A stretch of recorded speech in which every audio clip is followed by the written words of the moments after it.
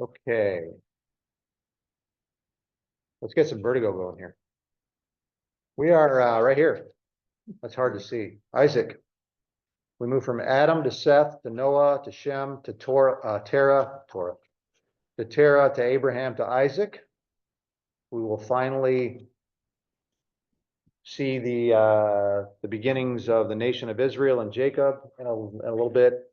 Isaac is a fairly short sequence in Genesis. But we have arrived at his birth, and now Abraham's going to drop off the scene. This is how Genesis propels forward its storytelling, its plot by genealogies that arrive at an endpoint and fork, and then we take the fork in the road and we go, and that'll continue all the way to Joseph at the end of the book, which we'll get to, of course.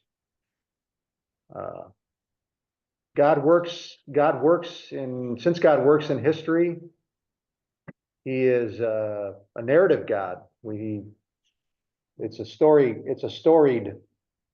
Bible is a storied story. It's one story after another, out of which we understand God and his dealings with people, who he is and his dealings with people and so forth, and then from which theology is formulated, inferred, whatever you want to call it, beginning with the chief premise of all of biblical revelation, Genesis chapter 1, verse 1. In the beginning, God created the heavens and the earth, when we were introduced to the creator of all things. And from that position,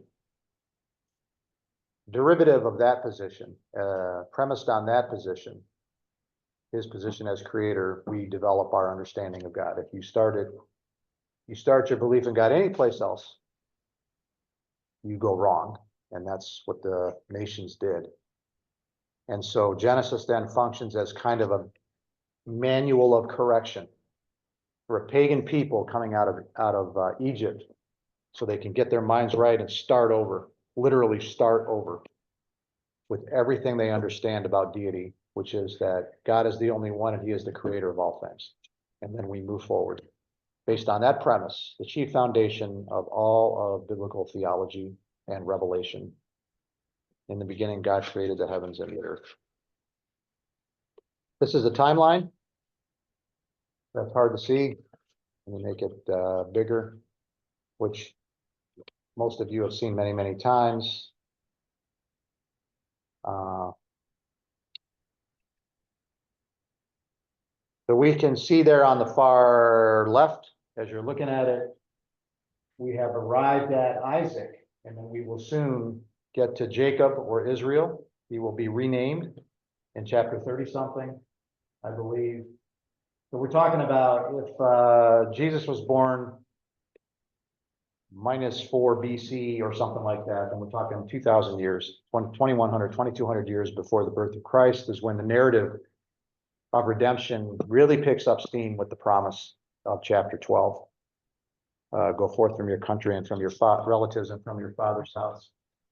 And we will now track the nation of Israel geographically, not just through genealogy, but geographically, as it is, what do you want to call it? Proto-Israel. Israel still in the loins of Abraham, if you will. And then Isaac in Canaan. But they are sojourners, they are travelers, visitors in the land of Canaan. As Abraham said to Abimelech already, I'm a visitor in this land. It didn't appear to me that the people of this land fear God. I'm just a sojourner in this land. That will come to an end after the Exodus. They will not be sojourners anymore after the conquest. They will inherit the land. It will be their land. But then geographically, it will move from Canaan, ironically, back to Egypt, back into slavery because of a famine. We've already anticipated that with Abraham, because after he arrived in Canaan, remember what the first action was after he arrived in Canaan, after he built an altar? Or actually, no. Yeah, after he built an altar, what did he do? Where did he go? He went to Egypt. Why did he go? Famine. Because of a famine. So Abraham went to Egypt because of a famine, and he left, he was expelled from Egypt and given great possessions.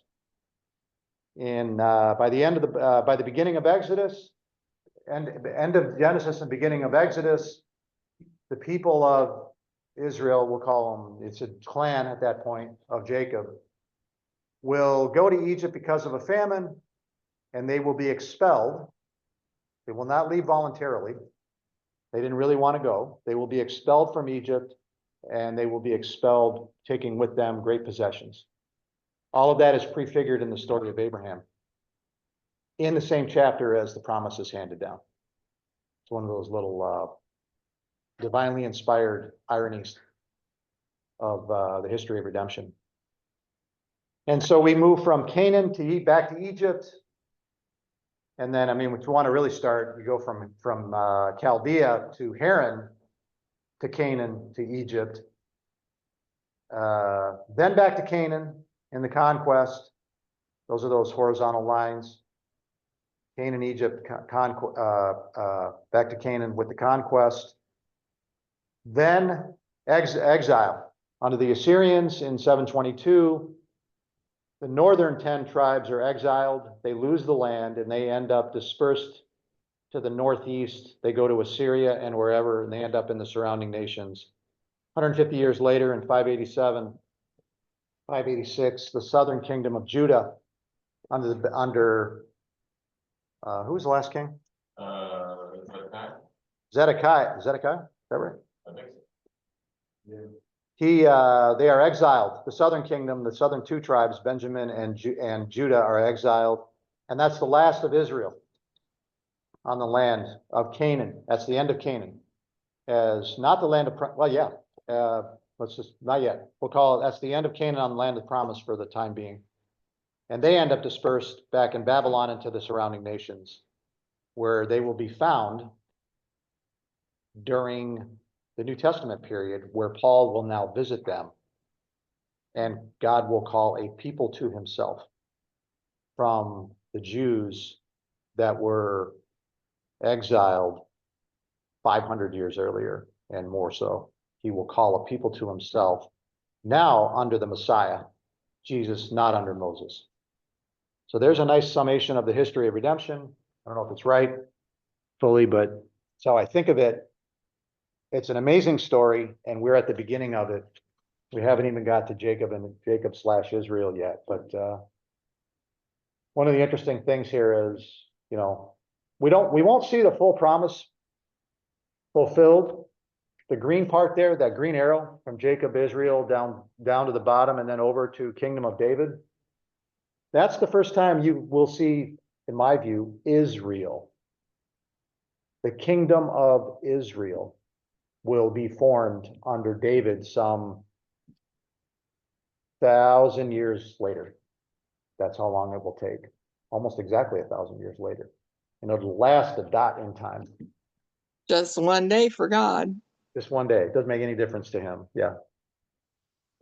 Before it disintegrates again, and we end up with two kingdoms, and then it just completely disintegrates several hundred years later. So there's promise, anticipation, fulfillment, reflection. We've talked about these things. In the New Testament period now, we get proclamation based on reflecting on what God has done. Starts all over again with warning and promise in the prophets, and you see these cycles. Promise, anticipation, fulfillment, and we've just now come to the end of the first case in point of promise, anticipation, fulfillment. Promise chapter 12, anticipation when God arrives just before he destroys Sodom and lets Abraham know that he's going to have a son in a year. That's anticipation. Now we are at fulfillment as he revisits, handles it personally, and Isaac is born. So that's that.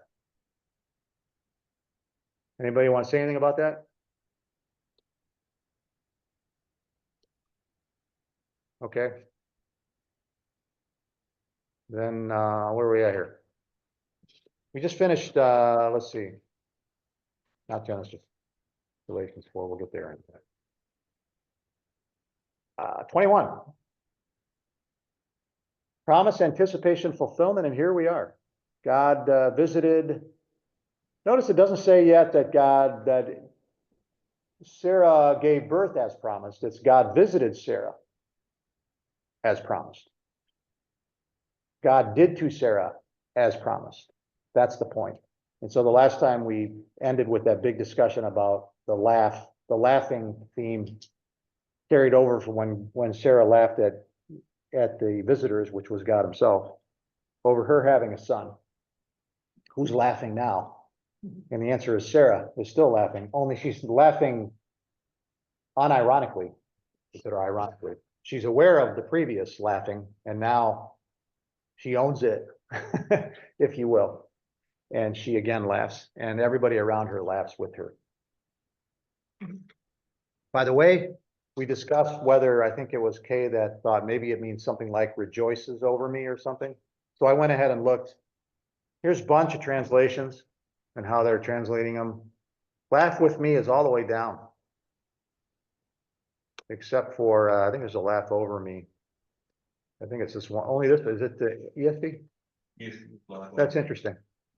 Look at all of them. Laugh with me, laugh all the way down. I wonder why ESV chose laugh over me. We'll see, what is it? Whatever this NCB is, will smile because of me. But other than that, Well, the reason I said I thought that might be so is because in India, it is considered such a horrible thing if a woman can't have a child. That I saw a year or two ago on a YouTube that now that they can artificially do things, some of these women are having children when they're way, way old. yeah, And the question, of course, is who's going to take care of them when these two old people die? I mean, we're talking about way older than they should be. But they do it because otherwise they're like castaways almost. The women are so considered cursed in a way. And so when someone has a child like that, there's partying, there's excitement, and that's why I said I think maybe they were rejoicing with her, but I don't know. That was not, why I guess I thought that. it's not mutually exclusive. That's undoubtedly what was going on. It was without question rejoicing. But I think the way it's phrased here is because it's a callback. It's a reflection on the previous laughter. So Yeah, I can agree with that too. I think the laugh over me translation by the ESV is probably shows the strong British involvement in the translation. J.I. Packer was the oh, he was? chief editor. And the more I use ESV, the more I find expressions that sound very British. So she has her son, and it takes 7 verses just to say. I mean, they could have said all of this in 21 1-7 with the statement, Sarah gave birth to Isaac, and that would have been. But this is to reiterate that he's the promised son. What's interesting about that's interesting. There's so many parallels between Isaac and Jesus. It's the same thing with Samson. One of the last of the judges in the book of Judges. Who was the last judge? Samuel was the last judge. But in the book of Judges, the last judge was in narrative space, the last judge was Samson. And if you look at his birth, I mean, the birth narrative that he has, there's so many different parallels between Samson and Jesus, but nobody ever makes that comparison in the New Testament. Just like nobody ever makes a comparison between Solomon and Jesus, even though Solomon was the one that God said would be his son, not David. He said it to David, your son will be my son. That was a statement about Solomon, but he didn't become, in the New Testament period, wasn't understood that that the Messiah would be the son of Solomon. He would be the son of David. And that's even what the demons said. I believe one of the demons said that, right? Or did they all say son of God? They may have all said son of God. I remember blind men saying, calling him son of David. The coming in, the coronation, what we call the triumphal entry. Hosanna to the Son of David, right? Yeah, the whole congregation. Yeah. said, But here's another guy, Isaac, who's a lot of parallels, especially in the near sacrifice of Isaac. In the statement that's coming up in chapter 22, to take your son, your only son, whom you love, and sacrifice him. Well, that just begs for a New Testament author to make the comparison, to make Isaac a type of Christ. Yeah. No. No. Isaac is never said to be he's never referenced, to my knowledge, he is never mentioned as any kind of type of Jesus.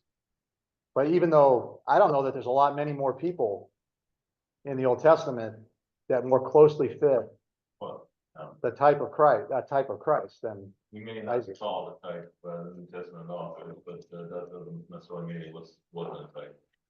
I know my Old Testament professor said he is the greatest type of Christ, mentioned more parallels between him and Christ than anybody else. It's just not, you just can't say that in an inspired way. You just can't, the Bible never says it, so. Right. I mean, that's my rule. I limit the type, but inspired authors get to say who the types of Christ are. All I can say is, man, there's a lot of parallels between Isaac and Jesus, which there is, but. And there's not a whole lot of mention of types outside of the book of Hebrews. No, Moses, I mean, you do have Moses, Jesus is like Moses for these reasons. Jesus is like David for these reasons. I don't know who else, think of them, but There's another thing. Joshua, but you don't get that with Isaac. Isaac is, Adam is a type of Christ. oh, definitely. Yeah. Because Christ is referred to as the second Adam. Yes, Um, just as Romans chapter 5, over and over again. Like you said earlier, there's a lot less space given to Isaac than there was to either Abraham or to Yeah. Jacob. And yet he's such an important figure. He lived longer than either one of them. Isaac lived 186 years, Abraham 175, Jacob 147. I mean, all of them lived long time. But we know less about him than we do about either of the other ones. Right. Okay, let's continue. Okay.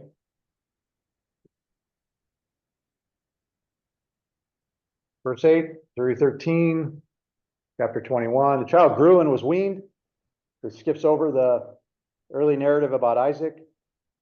Abraham made a great feast on the day that Isaac was weaned, but Sarah saw the son of, here he comes again. Now he's simply called the son of Hagar, I'm noticing, the Egyptian. He's the son of Hagar, the Egyptian. Sarah saw the son of Hagar, the Egyptian, whom she had borne to Abraham. He's reminding everybody that this kid is a threat to both a son of Abraham and a threat to the promise. There's laughing again. That's all it is. It's just laughing. I know there's other translations, mocking and stuff like that. I think that's reading between the lines, which might be true, but I think it's just laughing. It was possibly even one of the authors, I got it up here, Paul is gonna make the statement that son was persecuting Isaac. I don't know if he gets that from this one verse or something else, but all you get here, leave that aside for a minute. For all I know, he's laughing with Isaac. What she doesn't like is these two the older is playing with the younger and she wants the younger and she sees him as a threat. And there they are. Because there's no indication from the narrative they didn't get along. He's going to come back and bury Abraham with Isaac. So. No, it was Sarah who didn't get along. It's Sarah. She had a problem with Ishmael from the time he's conceived. Yes, which she asked for. Yeah. Be careful what you wish for. So let's put aside Paul for a minute in Galatians 4, which we'll look at. If I didn't have that, I would just read this, and I would just read this as she's watching and she's looking ahead and she sees her son playing with the much younger Isaac, 10 years younger than 14 years younger than Isaac. 13 years younger. And she didn't like where this is going, and she's going, okay, wait a minute, this is bad. He's the oldest, he's the heir, I gotta do something about this, and this is her solution. So she said to Abraham, cast out this slave woman, her slave woman.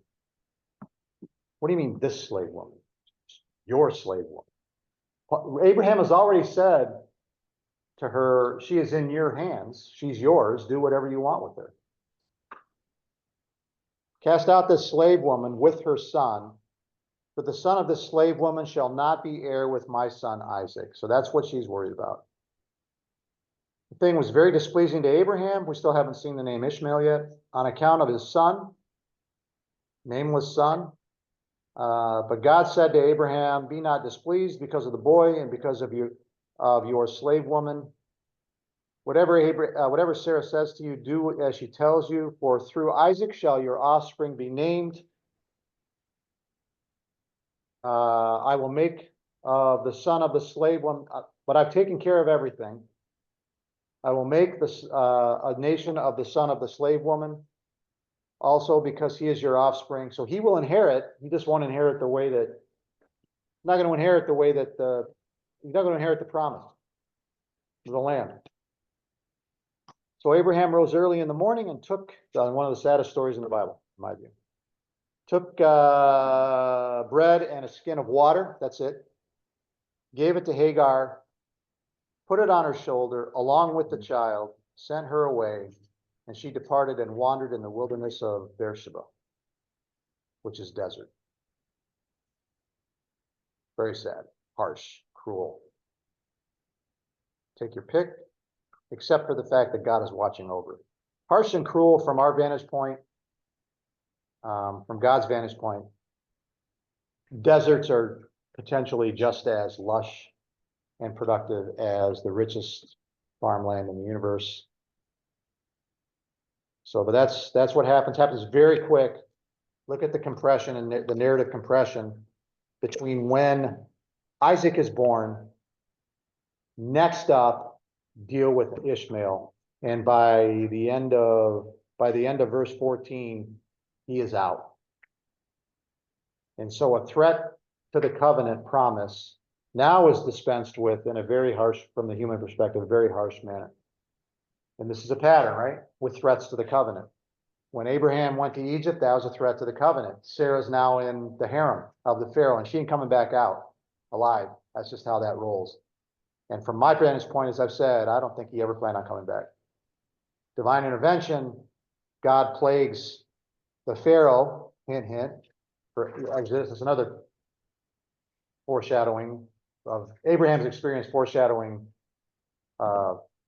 Israel's experience with the Exodus and prior. So the Pharaoh then casts him back out again with his, take your wife and go, kind of thing. And so that threat of him leaving the land is reversed by God's intervention. Then comes Lot, where Abraham says, you go to the left, you take the land of Canaan, I'll take the land on the other side of the Jordan, or vice versa. Lot takes the land on the other side of the Jordan, leaving Abraham to take the land of Canaan. God is out of sight on that one, but the unseen hand of God is obviously on the move. That's number two, and now a third one with Ishmael. He's still hanging around. So as soon as Isaac is born, Ishmael pops back up in the narrative. We have to settle the question of Ishmael. We cannot go forward with the story of Israel until this question of Ishmael is dealt with.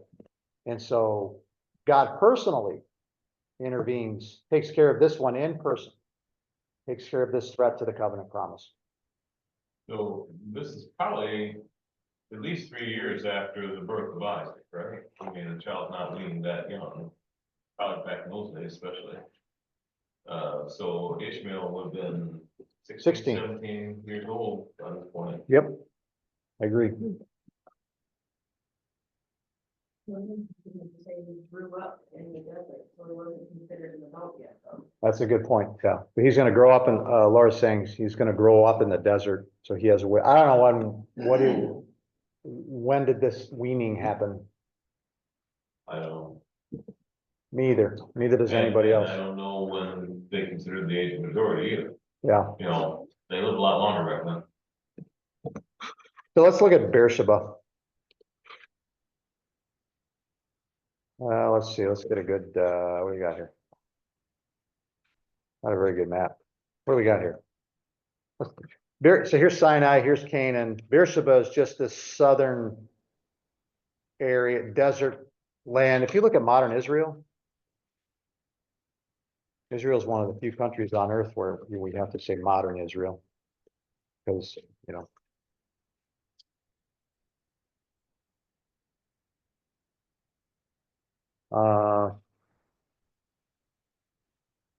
Oh, this is what we would. Except for Hebron. It's down here. So is Beersheba and Negev the same thing? Well, Beersheba is technically. Beersheba is, it's down south of that. Thought I had it on here somewhere. Beersheba's down here. Pardon my bad eyes. Oh, it's right here. Okay. But you're heading into the South Country, which is just all desert, which is why it's much less, this is the populated part of Israel. This is desert.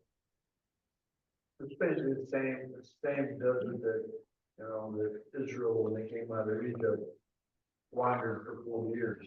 Yeah, when the Israelites were They were around the eastern side, the Jordan area. driven back driven back away from the Jordan, you know, they would have went wherever they went. I don't have any idea how the wanderings. But I mean, it's all desert down there. It's all desert. South of Israel. Yep.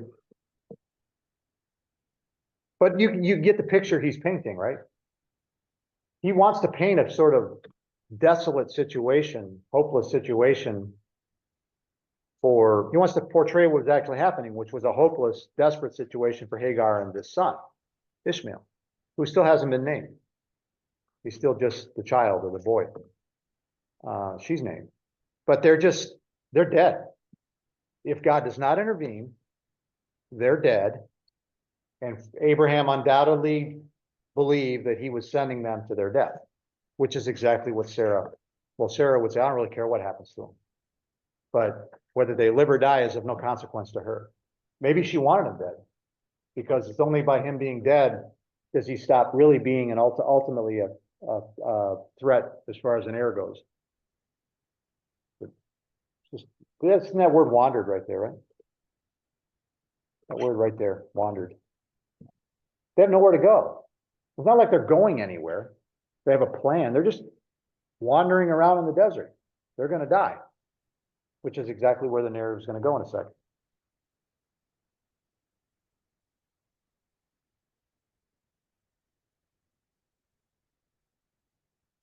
All right, but you have the promise. You have another promise made. You have a parallel promise made by God here. He's a son of Abraham. And so as a derivative of corollary to the promise, I will make of you a great nation, and he means Israel. He's going to make another great nation.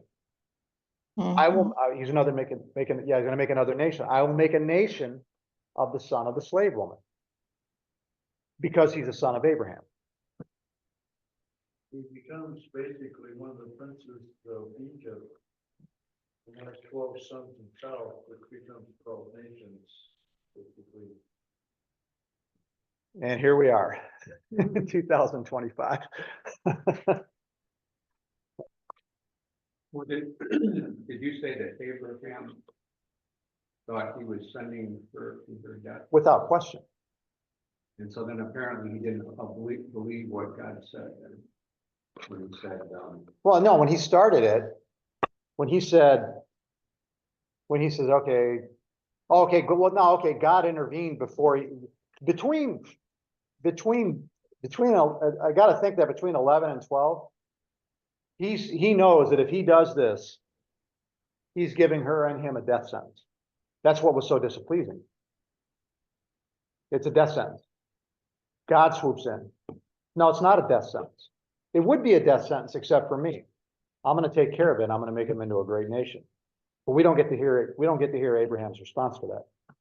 But apart from God's intervention, this is a death sentence and he knows it. What's interesting is the fact that Hagar does the same thing both times she's sent away. She ends up taking her son, puts him under, has him sit someplace else, and she walks away a long distance away from him.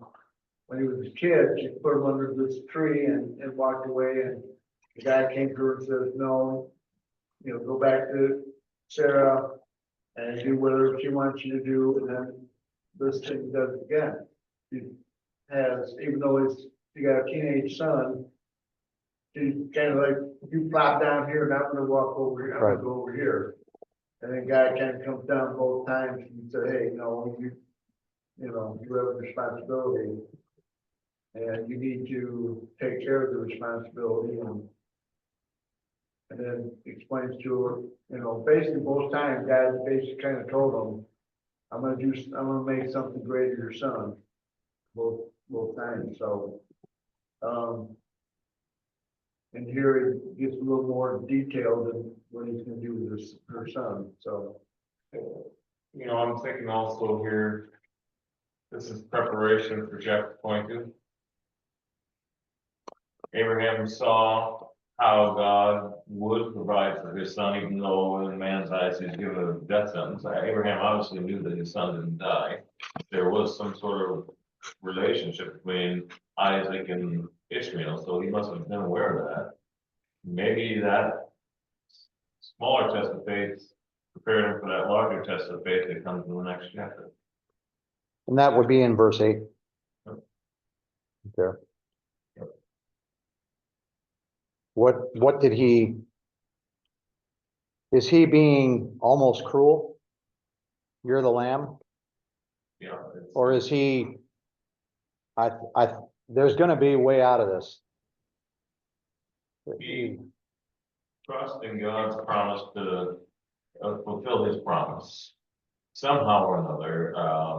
I think, I don't remember if it's Paul or if it's the writer of Hebrews who seems to point out that he believed that God was able to raise Isaac from the dead after he killed him, because God will fulfill his promise.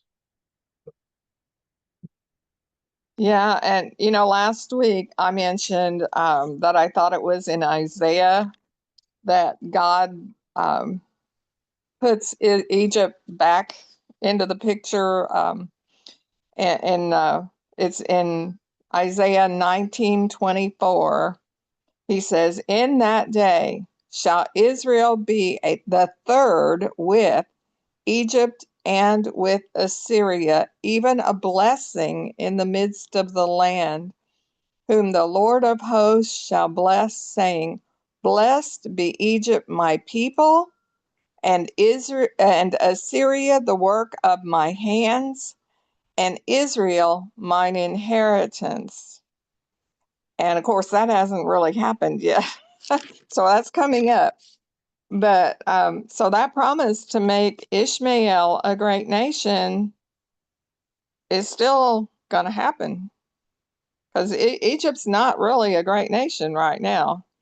It's there, but it's not in great shape right now. But it will be. Shadow, so Assyria. And Israel, or Egypt, has many times throughout history been a protector of Israel.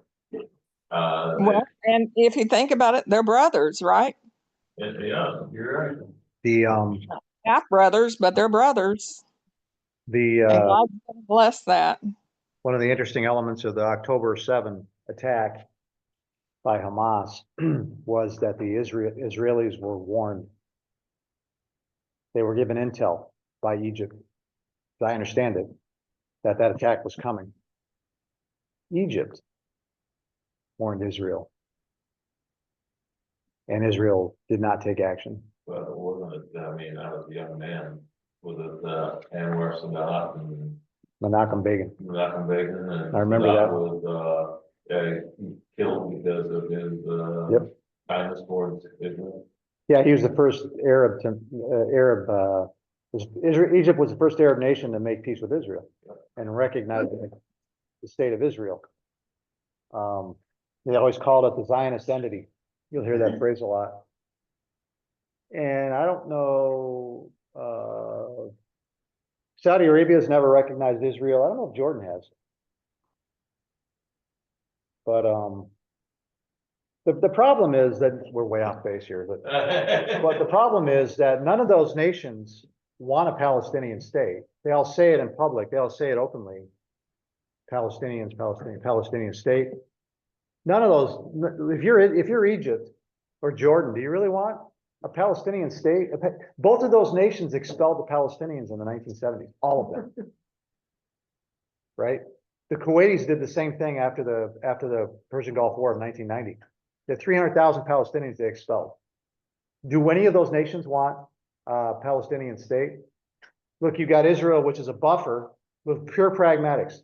You got Israel, which is a buffer for the Iranian terrorist groups like Hezbollah, Islamic Jihad, and so forth to the north, and Hamas to the west. And you're Egypt. Do you really want a Palestinian state, or do you want Israel there being a buffer and insulating you from that problem and taking care of it? So you work behind the scenes secretly a little bit, but it's just the intrigue of Middle Eastern politics. It's much more complicated than this supposedly binary Arab-Israeli feud. It's much more complicated than that. And it's a complication that we don't fully understand and appreciate. No. And then there's the Persian thing, the Iranian thing. Persians remember, what do they call it? I forget what they call it. There's a word for it, but they have an affinity for the Jews, and it extends all the way back to Cyrus. Yeah. And I've listened to Iranians on YouTube talk about this, their natural affinity for the Jews. They're natural friends of Israel, of Jews, not enemies, but they have this what they call Arab occupation going on with the what they call the Islamic State, the Iranian government, which is Arab. It's not Persian, it's Arab. So they consider them like occupiers. And so there's these tensions going on right there. And that regime is always this close. They're hated by the Persians in Israel, in Iran. And it's just always this close to igniting. And let me tell you, huh? I didn't realize Persian. Oh, yeah. And it's always this. They're all look. If there's a street level, what do you want? Insurrection. All of those mullahs, they're all strung up in the street. I mean, they're Benito Mussolini in 1945, and the wives upside down from their feet on the street, getting beat with sticks. I mean, that's what that's gonna. In my view, that's what that'll look like. So those are the kinds of tensions. Now you got Trump coming in. It's making it even more complicated. But it is powder keg. Really is. I have a question about this. The larger point being, I don't remember what the larger point was. I had no larger point. I just got sidetracked on it. Well, the larger, we're talking about the tension between Yeah. Israel and From Islam Ishmael and Isaac, yeah. Ishmael being kicked out. Go ahead, Vic, get us I have back a on track. question about at least part of the point of the narrative here. Are we looking at the fact that God is sovereign and the importance of obedience when things seem humanly impossible? All of that is true. The point here is that God is unwavering in his promise to Abraham to That's right. have the heir be Sarah's son, from which he will make a great nation. But he is not going to forget about this other son. And he's making a parallel promise about that son. I will make him a great nation as well. Now, if you want to infer from that a larger point that God keeps his promises and that we should, yes, but that's not why it's here. It's here to guard the promise of chapter 12.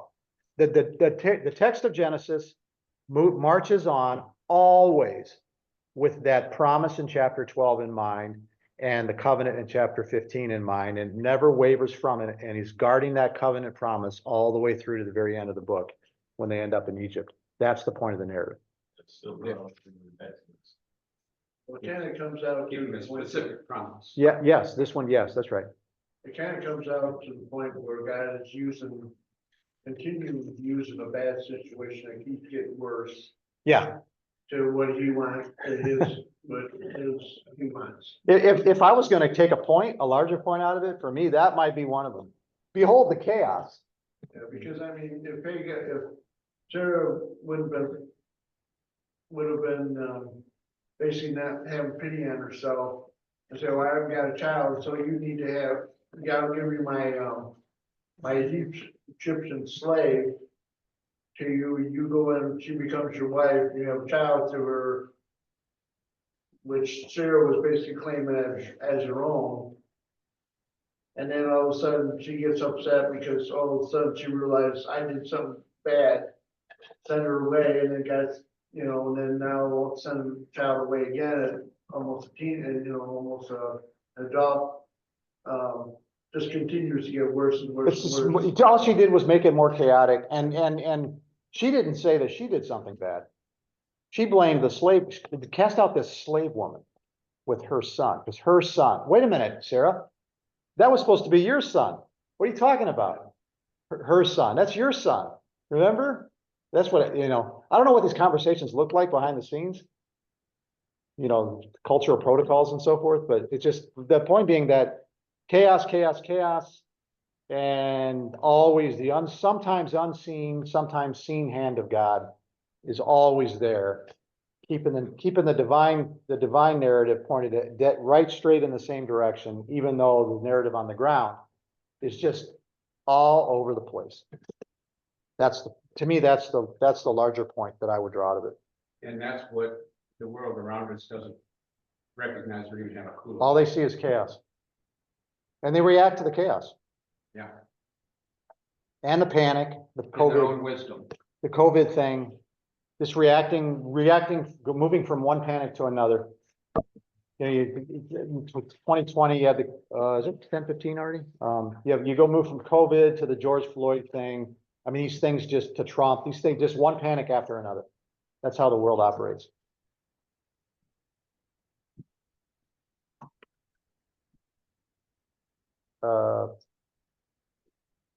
That's because we people mess things up. Every time. That's the thing we can count on doing. All right. Okay, well, I don't know. Let's see what we got here. He made a great nation. He took a wife. Let's see. We'll stop. It's 10:11. Everybody applauded silently in their own minds. We're stopping 4 minutes early. And we'll pick up with 15 next time, and then get on to the end of the bracket with the near sacrifice of Isaac that started with the promise. Started on 15, started with Abraham believed God and it was reckoned to him as righteousness. To God's statement in chapter 22, now I know. So on and so forth. But we'll go ahead and stop there. Anybody want the last word? Have a good week. You get the last word, Kay. See you later. Bye. See you all, you battery bees as well. Adios, Gary. Bye. Thank you. Bye, Gary. Thank you. See you, Gabe.